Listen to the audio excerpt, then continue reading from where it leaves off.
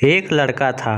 माँ ने उसका विवाह कर दिया, परंतु वह कुछ कमाता नहीं था। माँ जब भी उसको रोटी परोसती थी, तब वह कहती कि बेटा ठंडी रोटी खा लो। लड़के के समझ में नहीं आया कि माँ ऐसा क्यों कहती है, फिर भी वह चुप रहा। एक दिन माँ किसी काम से बाहर गई तो जाते समय अपने बहू को कह गई कि जब लड़का आए तो उसको रोटी परोस देना। रोटी परोस कर कह देना कि ठंडी रोटी खा लो। उसने अपने पति से वैसा ही कह दिया तो वह चिढ़ गया कि माँ तो कहती ही है, वह भी कहना सीख गई। वह अपनी स्त्री से बोला कि बता रोटी ठंडी कैसे हुई, रोटी भी गर्म है, दाल भी गर्म है, फिर भी तो ठंडी रोटी कैसे कहती है।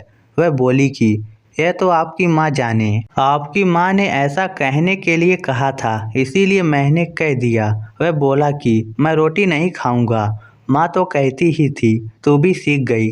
माँ घर आई तो उसने बहू से पूछा, क्या लड़के ने भोजन कर लिया। वह बोली कि उन्होंने तो भोजन किया ही नहीं, उल्टा नाराज हो गए।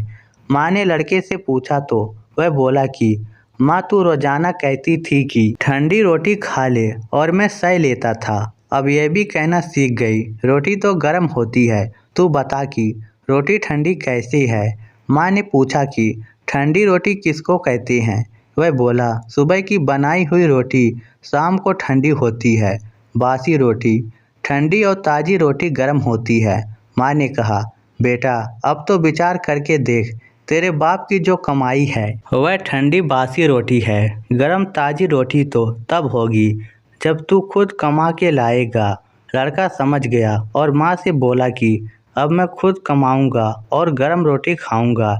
इस कहानी से यह शिक्षा मिलती है कि विवाह होने के बाद ठंडी रोटी नहीं खानी चाहिए, अपनी कमाई की रोटी खानी चाहिए। इसीलिए विवाह तभी करना चाहिए जब स्त्री का और बच्चों का पालन पोषण करने की ताकत हो।